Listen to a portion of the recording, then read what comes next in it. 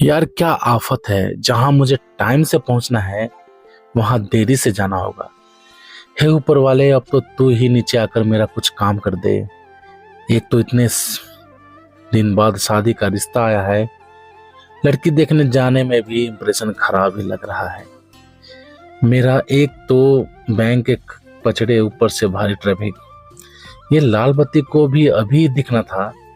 ऐसा लग रहा है खतरे का निशान ये सूचित कर रहा है कि भाई मत कर तू शादी। नहीं नहीं, मैं ये क्या सोच रहा हूँ, कुछ भी सोचने लगता हूँ। भाई यार तू टेंशन मत ले, मैं हूं ना तेरा जिगरी दोस्त। तुझे कोई प्रॉब्लम हो ही नहीं सकती, अमित ने आश्वासन देते हुए कहा।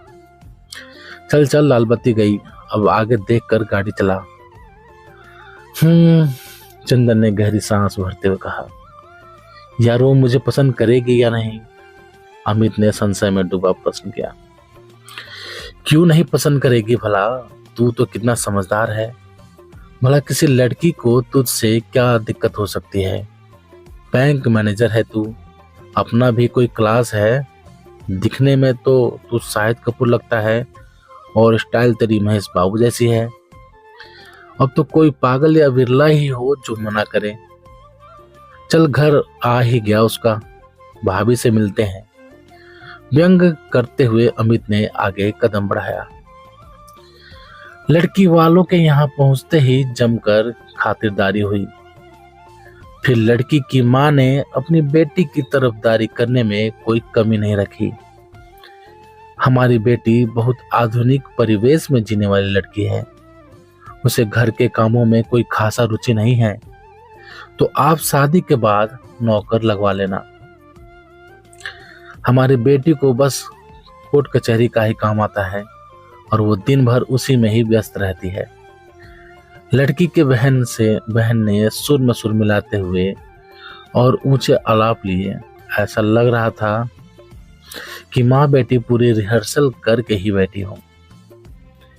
मेरी बहन को आराम से उठना और आदेश देने की बहुत ही पुरानी आदत है।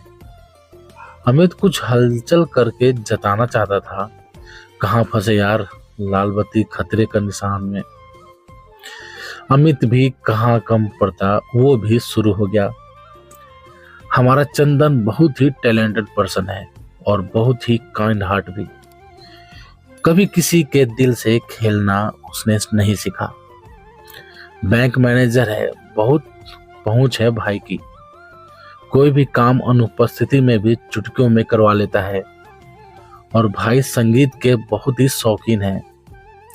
लड़की की मां ने हंसते हुए अपने होने वाले दामाद को निहारते हुए, कुछ लीजिए ना, आप जब से बात ही कर रहे हैं हम। लड़की की मां और बहन, लड़की जिसका नाम चांदनी था, उसको लेने उसके कमरे में गए थे।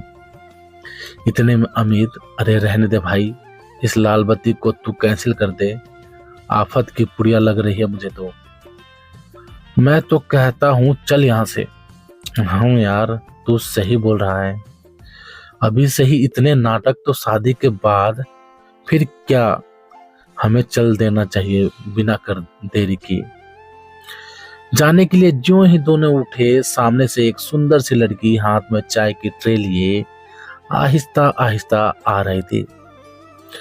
उसके रूप पर चंदन तो जैसे आसक्त ही हो गया था। उसने आकर सबको नमस्ते किया और चंदन के बारे में जानने के लिए उसने उसे एकांत में एक बात करने का फैसला किया।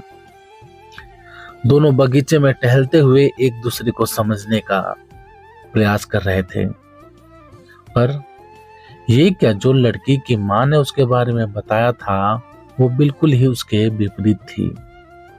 वो रामायण महाभारत के प्रसंगों की बात कर रही थी, विलुप्त होती संस्कृति पर अपना दुख प्रकट कर रही थी, गरीबों और अनाथों के हितानुकूल सेवा करने का संकल्प ले रही थी।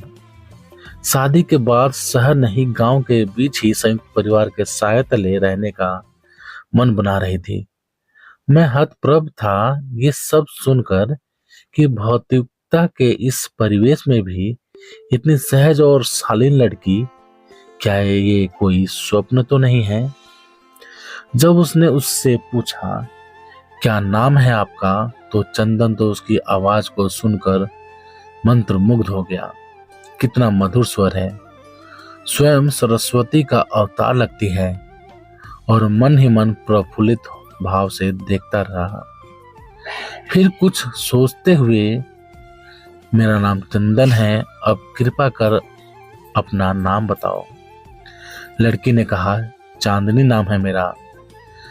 चंदन ने सोचा अब उसकी चांदनी आ गई है उसके जीवन में शीतलता का प्रकाश भरने। थोड़ी देर बाद दोनों अपने स्नेहजनों के पास आकर शादी की तारीख तय करने का फैसला करते हैं। और अमित को चंदू ने सब बातें बताई और कहा, यार चांदनी लाल बत्ती यानी खतरे का निशान नहीं है, बल्कि बहुत ही सादगीपूर्ण जीवन की कल्पना करने वाली एक देवी है। मुझे तो इस लड़की के अलावा और किसी से भी शादी नहीं करनी। मेरी पत्नी, मेरी अर्धांगिनी सिर्फ और सिर्फ यही लड़की है, यही लड़की होगी। तो प्यारे दोस्तों, आप सभी को ये कहानी कैसी लगी प्लीज कमेंट करके हमें जरूर बताएं।